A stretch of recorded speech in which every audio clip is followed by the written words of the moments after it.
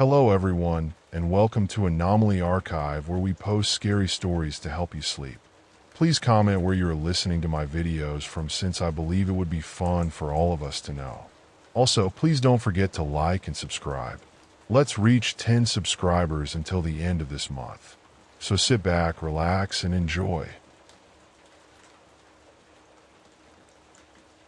Some time ago, I had a terrible breakup with my girlfriend, and although we lived together in an apartment, she was the owner, so I had no choice but to move out.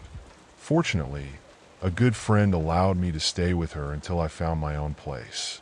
Since I only wanted a rental apartment, my options were limited because there is a low supply and high demand for rental apartments in my city. After viewing several that were too expensive for me, I found an available apartment on the outskirts of the city. It was a large 3-room apartment on the 4th floor with a view of the forest, and the rent was very low. I applied immediately, and within a few hours, I received a response that I could have it. I deeply regret moving here, and now you might be wondering why I haven't moved out again. The reason is that the contract and the rules prohibit me from doing so. The contract lasts for a year, and honestly, I don't think I'll survive until it ends. On the day I moved in, I found a letter addressed to me from the company that rents the apartment. I opened the letter and took out the sheet of paper that read, "Rules for living in the apartment complex. 1. Regardless of whether you are at home or away, your door must always be locked. You don't want any unwanted guests in your apartment. If you forget to lock the door after leaving, do not enter your apartment when you return. Call our support for instructions on how to proceed. 2. It is not forbidden, but we recommend not leaving the apartment between 11 p.m. and 5 a.m. Some people like to roam the building at night, and don't take kindly to intruders. This only applies when you want to leave your apartment, and not when you are returning to your apartment. 3. If you leave the apartment during this time, you should always carry a flashlight, a bag of salt, and holy water with you. The flashlight will deter any shadowy figures you might see. Should you hear footsteps behind you, even though no one is there, use the salt to form a salt circle, and only break it when the footsteps have stopped. The holy water is intended for people you might encounter. To make sure they're people, spray it on them. If they react to it, run back to your apartment immediately and stay there until 5 a.m. If they don't react, you can safely continue. 4. The basement should not be entered under any circumstances between 11 p.m. and 5 a.m. If you disregard these rules, there is a high risk that you will never leave it again. 5. If you are in the basement at any time and hear growling behind you, contrary to Rule 4, ignore it and calmly head to the exit. Do not run, because the creature that caused the noise will catch up with you. 6. On Mondays and Thursdays, it rings exactly at 3 a.m. at your door. Go to the door as quietly as possible and look through the peephole. Outside, there is an old man with a fancy dog. Invite him in and rudely ask if he wants something to eat. It doesn't matter what kind of food you give him. After he has eaten, he will thank you for your kindness and leave the apartment. Do not refuse, because if you do, you will die. 7. Should objects in your apartment move from one place to another, pour the liquid we provided onto them, and it will stop. The liquid is located under the sink in the kitchen. If you don't do this, nothing will happen to you, but there is a risk that some items will never be seen again. 8. Do not look in the mirror for more than 5 minutes at a time. If you forget this rule, your own reflection will remain and slowly make its way out of the mirror. If this happens, shatter the mirror before the reflection can escape. 9. Each apartment has an intercom with the name of the resident and the apartment number. If you want to visit a tenant, call them and ask for permission. If the doorbell rings and a tenant wants to come in, do not open and remain silent. It is not a tenant, as they would never visit you without calling beforehand. 10. If you receive mail that is not marked with the company logo, do not touch it with your hands. Use a glove or something else to pick it up and burn it immediately. If you do pick them up, the mailman will visit you the next day. And believe us, You don't want to meet him. 11. If the light in your apartment goes out between 9:15 p.m. and 9:20 p.m., find a hiding place until the light comes back on. Don't worry, the creature won't find you as long as you stay hidden. 12. All visitors, meaning visitors who are not part of the tenancy, must also adhere to the rules. If they violate the rules, both you and the visitors must bear the consequences. 13. Do not try to move out before your contract has expired. If you try to do this, you will always return to your apartment, no matter where you go or whom you visit. I have read the rules over and over again. Fortunately, I have read about rules like these in forums and know how serious it is to break them. That doesn't mean they didn't scare the hell out of me. To calm myself down, I made my coffee and watched TV. A few moments later, I heard the doorbell, which made me flinch and spill my coffee. But somehow, I managed to stay calm. "Hello," said a female voice, but I didn't respond and sat silently on the sofa, trembling with fear. "Is anyone home?" The voice continued, now much louder and more threatening. But I remained silent. "I know you're home. Let me in," she said now in a demonic voice and began to pound on the door, each blow strong enough to break it down. But it held. It went on like this for 10 minutes until it stopped. After a few more minutes, I dared to go to the door and look through the peephole, but there was no one to be seen. I sighed and went back to the sofa. Then I looked at the clock. It was 9:14 p.m. I remembered the rule and, just to be safe, went to my wardrobe to hide, as my encounter with rule number 9 had shaken me to the core. When it became 9:15 p.m., the lights went out, so I went inside and covered my mouth. I couldn't see what was entering my apartment, but it was big, as indicated by the heavy footsteps. I could hear it sniffing around, and it took all my willpower to stay calm. Then it went back outside, and the light was turned on again. I cautiously left the closet and sighed, as the creature had disappeared. After this incident, I couldn't fall asleep again, so I decided to watch TV, but somehow fell asleep and woke up when it rang at my door. I looked at my phone and saw that it was 3 a.m. That made me wide awake, and I approached the door with trembling steps and looked through the peephole. My whole body froze when I saw the old man with the fancy hat. I needed a few seconds to collect myself and open the door. I had expected a terrifying figure, but he looked like an ordinary person. He seemed to be in his mid-70s, had pale skin, tousled gray hair, dark eyes, and wore a stylish black tuxedo with a purple tie. However, I knew that this was no ordinary person because every cell in my body screamed danger. The old man looked me up and down and asked in a friendly voice, "May I come in?" "Yes, of course, my dear sir," I replied as kindly as possible. The man thanked me and entered the apartment. He took off his hat and placed it on the shelf, walked to the dining table, and sat down. When I closed and locked the door, I asked the man, "May I offer you something to eat?" And he replied, "Yes, that would be nice." Nervously, I went into the kitchen to prepare a dish, and while I was doing that, the man stared at me without blinking, sending a shiver down my spine. I served him some chicken with rice and watched him nervously as he ate my food.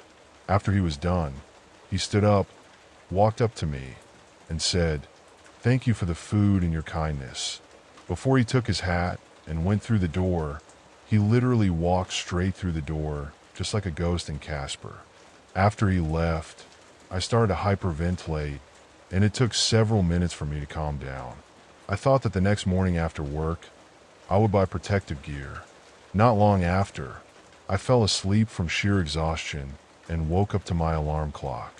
In the following days, nothing unusual happened to me. I didn't leave my apartment in the evenings or at night, but I bought several protective amulets during my lunch break. However, when I came home the next day, I saw a letter lying on the doormat and bent down to pick it up. But before I could do this, I remembered Rule 10 with the postman.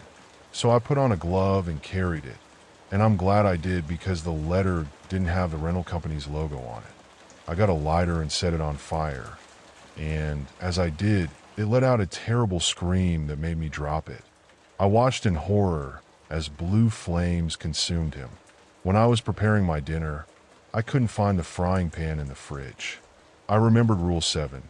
If objects in the apartment move between locations, I should pour a liquid on them that is located under the sink in the kitchen.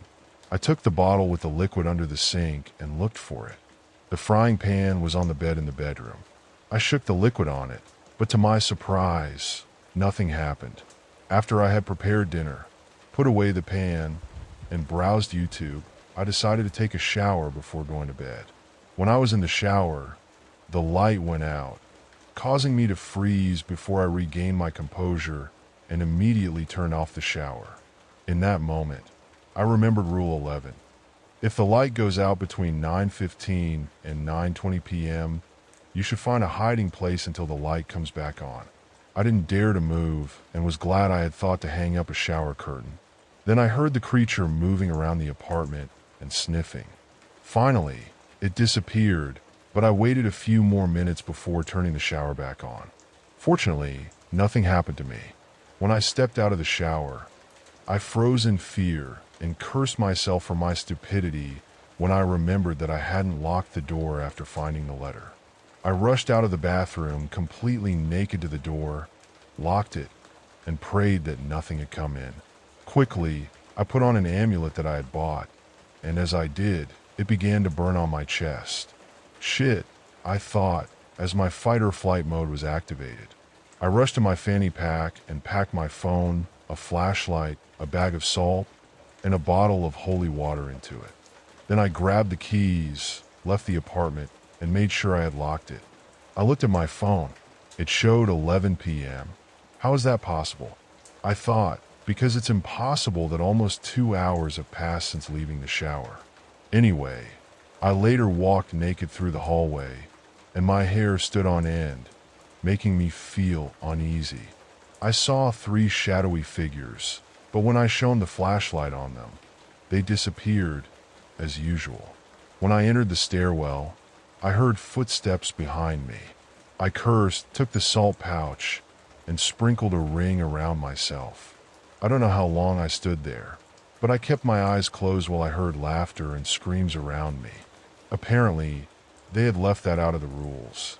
It eventually stopped, so I broke the ring and went on my way. Fortunately, I didn't see any people after I left the apartment complex. I ran to the nearest 24-hour store, which was a 15-minute walk away.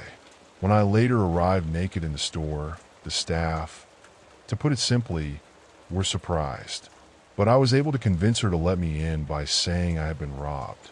She gave me some clothes and allowed me to use the staff room while they called the police. After I calmed down, I decided to call the company's customer service and tell them what had happened. And so the conversation went. "How can we help you?" said a female voice. "Hello, this is Alex from apartment 16. I have a big problem that I need help with. You have violated rule number 1, haven't you?" said the woman, slightly annoyed. "Alex, we are sending a team to your apartment. It will take 2 days to repair everything.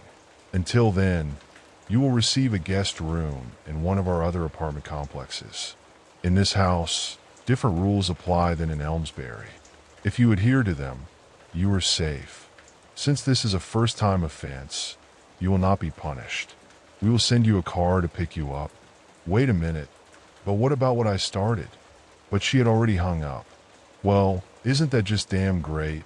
I thought, as one of the staff came in and told me the police were here.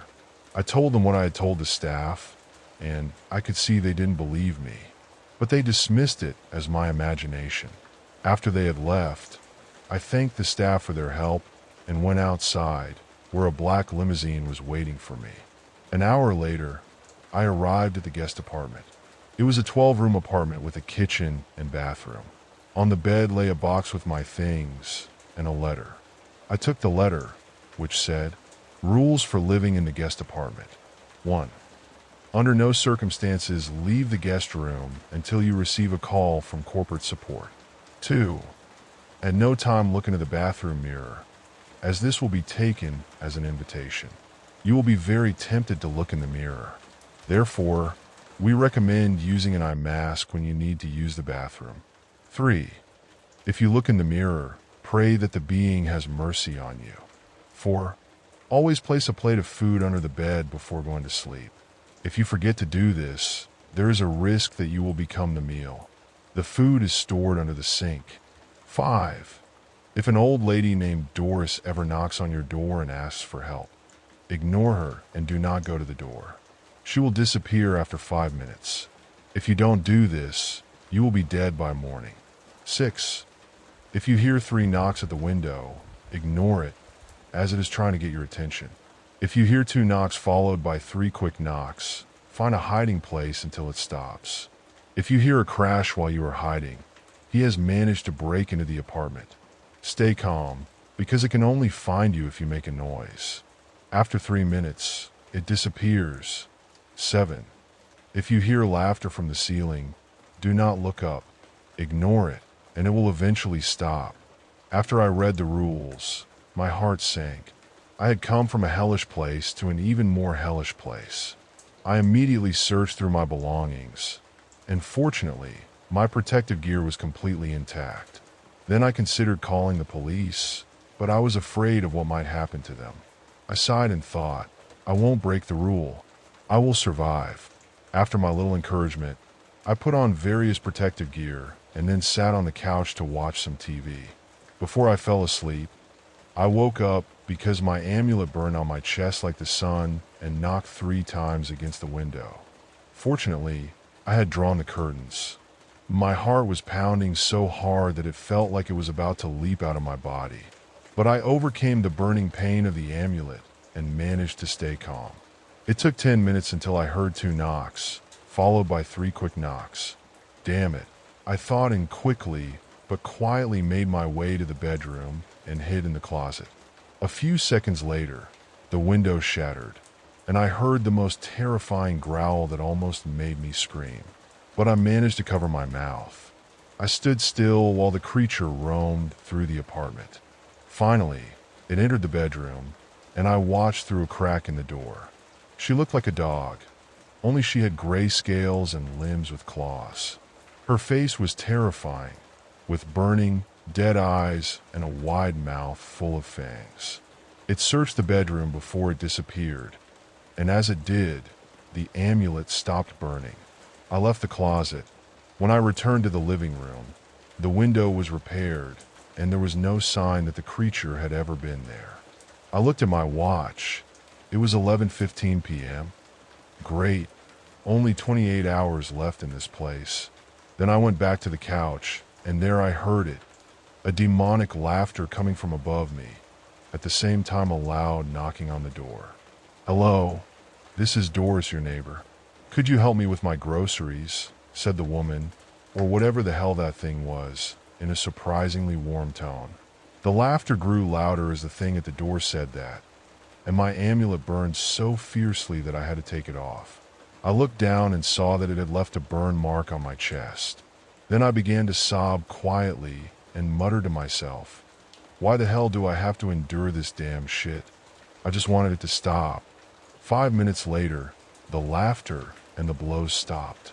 As if my body moved on its own, I quickly went downstairs, took the food from under the sink, put it on a plate, and placed it under the bed.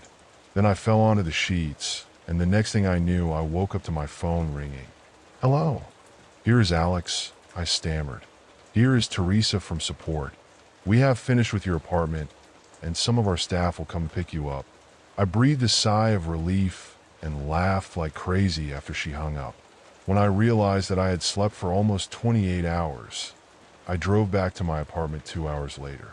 I noticed that I had put my amulet in my pocket, and the moment I touched the amulet, I burned my fingers.